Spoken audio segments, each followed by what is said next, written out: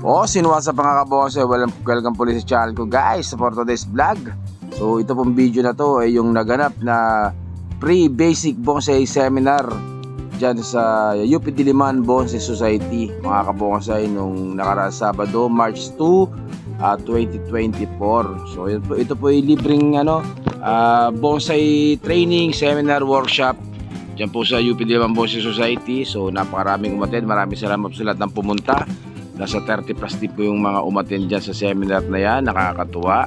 So video po na to pinutol-putol na lang natin kasi sobrang haba po nito, almost 1 oras, 2 oras po yung seminar na yan, kaya pinutol-putol na lang natin po para may share ako sa inyo mga kabosay. So sa sunod na Sabado po meron po ulit, hanggat kaya pong gawin ng ng UP Diliman Bonsai Society na to every Sabado ay meron pong pre-training dyan sa UP, kaya pumasyal po kayo 9 AM to 11 AM po ng umaga yan mga kabonsai. So yung guys, enjoy po kayo sa panonood ng video mga kabonsai. Maraming salamat po. Bago kami magsimula, kilala ko na tayo mga kasamahan ko dito ng buo ng DBS Diliman Bonsai Society. Si John Hector, ang aking puging anak. Kaway. Si Bernie Guerrera. Si Dani Asusana. Yun! Si Sarge Rex. Ang aming presidente. Si Michael Doronea. Yun o. May palakpak. Si Jan Balaan. Si Bernard Caballero. Si Manuel Gonza. Si Sarge Macau. Ang aming magandang sekretary. Yun! Si Josephine Alegre. Yun! At marami pa ang inyong lingkod. Yung hindi pa nakakilala sa akin, si Mel Marcelo. So, bago tayo magsimula, manalangin muna tayo sa ating Panginoon. Pwede po tumayo tayo lahat. Tayo po yung manalangin. Amang makapangyarihan, maraming salamat po sa araw nito at binigyan niyo po ng magandang araw. Sa araw nito binigyan niyo kami ng magandang araw. Upang matuloy ang aming seminar sa Diliman Bonsai Society dito sa UP Campus. Salamat din po at ginabayan niyo po ang mga participants na parating dito sa aming seminar ng matiwasay at walang naging problema. Bigyan niyo rin po ng kaalaman ang aming mga speakers upang may bigay nila ng maayos may bigay nila ng tama at maturo sa mga bagong naghahangad na maging bonsai members or bonsai enthusiasts ang kanilang mga kaalaman. Ay dinadalangin namin sa iyong buktong na anak na si Jesus. Amen.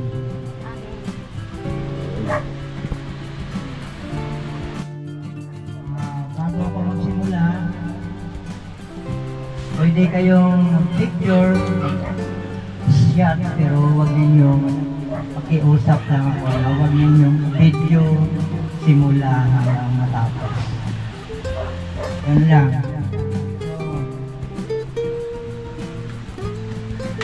May tatanong lang muna ako sa inyo. Sino na sa inyo ang mayroong bonsai? May bonsai na? Madami na. Marami na. So, itong may tuturo ko sa inyo ay ito, karagdagan sa mga inaalaga ninyong bonsai. So, ang isi-share ko sa inyo ngayong umaga ay yung tinatawag namin na old school. Yun yung 1, 2, 3 style Japan. Hindi yung Taiwan na bago ngayon. Yung Taiwan kasi freestyle ang tawag namin doon. Ayon dito sa libro, ang meaning ng bonsai ay ito, babasahin ko na lang. kasi bonsai is the Japanese word, but it is now used around the world to describe a tree or shrub planted in a shallow container. Manipis na paso. Ang trend to resemble a full-size tree. Bonsai actually consists of two Japanese words. Bons means shallow container or tree. And sai is a plant or planting. So sa madalit salita, kaya pala ito tinatawag na bonsai ay nakatanim na halaman sa mababaw na paso. Yun ang ibig sabihin nun ng bonsai. Ito yung tinatawag na abang. May mga sanga-sanga na siya. Para mamili na lang tayo. Mamaya, paliwanag ko sa inyo dito at tatanungin ko kayo kung saan iiwan natin sanga para gagawin natin first branch, second branch, at saka back branch. So, yun yung tinatawag ko mga abang. Ito ang materyales. Ikaw na magawa naman. Yan. Bago maitanim, Yan. may nakaplano na sa isipan mo kung saan mo pwedeng iharap. Bago maitanim, alam mo na kung saan ang harap.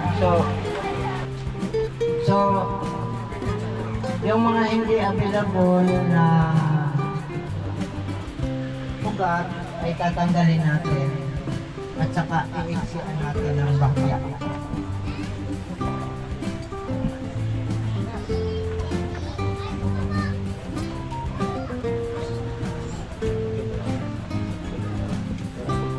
Kaya nito, naka-X siya, pwede natin tanggalin yun.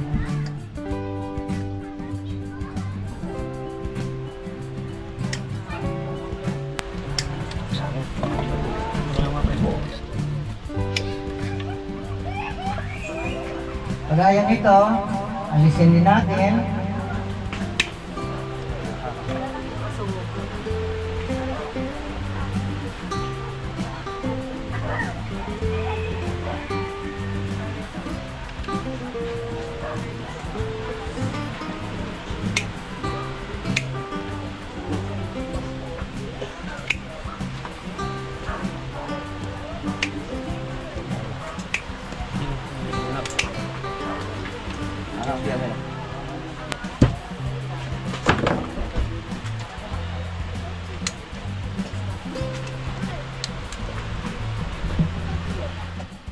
Yung mga naka-X na mga ugat, naka-ganyan, nakasalabid, pwede natin tanggalin yun at gagawin natin nakasalansan na parang rayos ng kung pwede lang.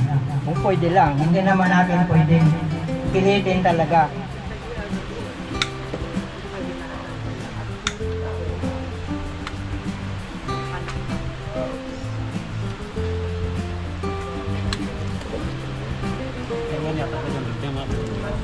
Michael.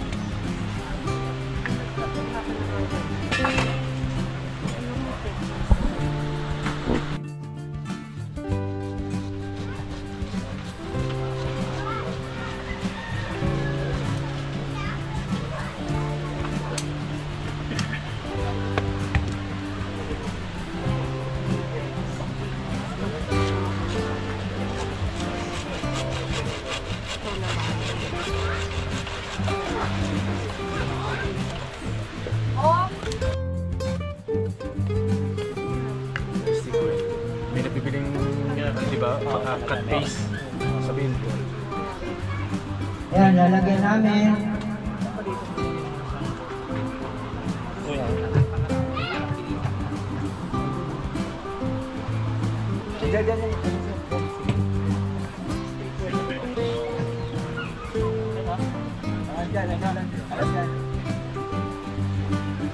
Ito ay parang Colgate lang.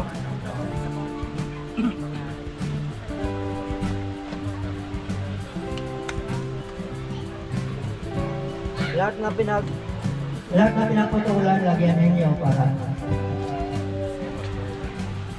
Ayan.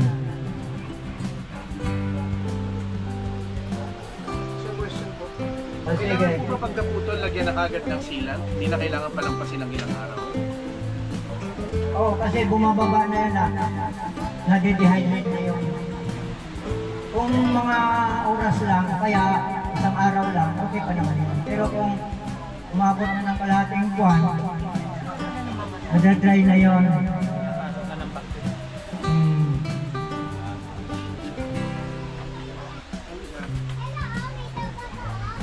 Yan.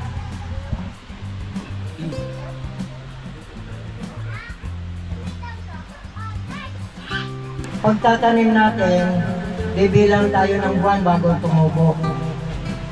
2 weeks bago mag-develop ng roots. 2 weeks. So 1 week, wala pa lang yun.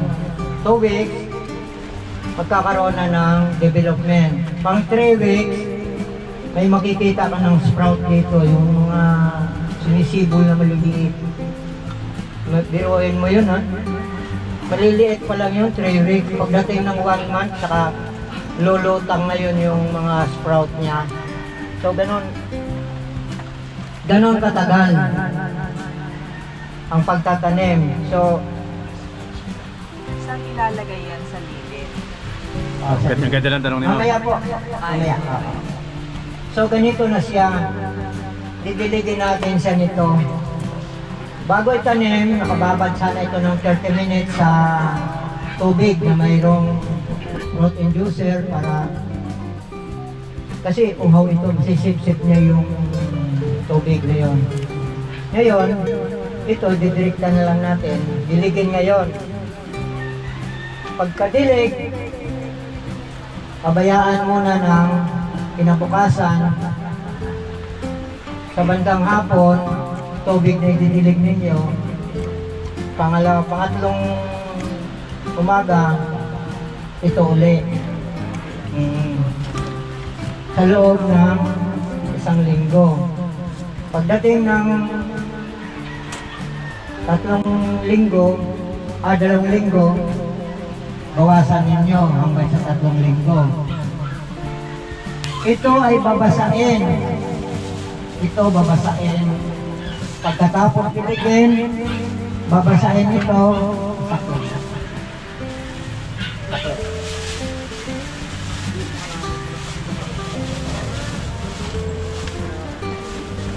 Alam ni Ma'am eh. I see you, Ma'am, no? Alam ni Ma'am. Kung may basahan kayo, paikutan ninyo ito ng basahan. Para walang singaw. Para walang singaw.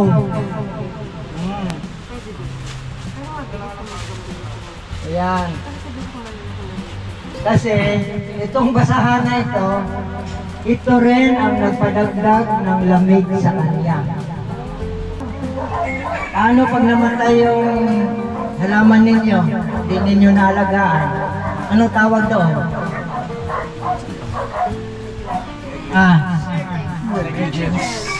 Hindi. Buy again. Bili uli. Diba? Diba po? Bili uli. Buy again. So, mahalin ninyo kasi talagang napakahirap mag-alaga ng bonsai, pero napakaganda naman. Kahit sino. Mang Mel, may tanong ako. Ako na po magtatanong para sa inyo kasi alam kong gusto niyo rin itanong ko. Para sa mga newbie, Mang Mel, anong halaman po yung the best o pwede nyo i-suggest na unang alagaan nila, lalo na doon sa mga mag-uumpisang mag-bonsai pa lang, magsisimula pa lang, anong halaman po ang pinakamadali na hindi masyadong ma-maintenance at hindi sila mahirapan para hindi sila magsisi? Si Mang Mel makakasagot. Paikos. Maraming uri ang paikos. Balete daw po, balete. Talaga hindi kayo bibiguin ng paikos. Hindi kayo mag-buy again. Banyan, Mang Mel, banyan ano? Banyan, yung Tiger Park. Yan, pwede yan. Saan ba yun? Ito pala Great sa kapila. Maniti. Ano pa? Napakarami yan. Yung Paikos Nana. Paikos Texas. Yung nana, napakaganda yun. Yung bilog ang daon, walang sample eh. Ilagay mo sa bato. Itutungtong, nakadikit na sa pader, buhay. Walang dilig-dilig yun, ha, di ba? Yun lang may sasadya sa inyo. Doon sa mga bago, pagbalitin muna, tapos unti-unti kayong mag-adapt ng ibang halaman. Upgrade. Kung meron na kayong kaalaman. Ito sana yung magandang ipakita sa kanila kasi patago.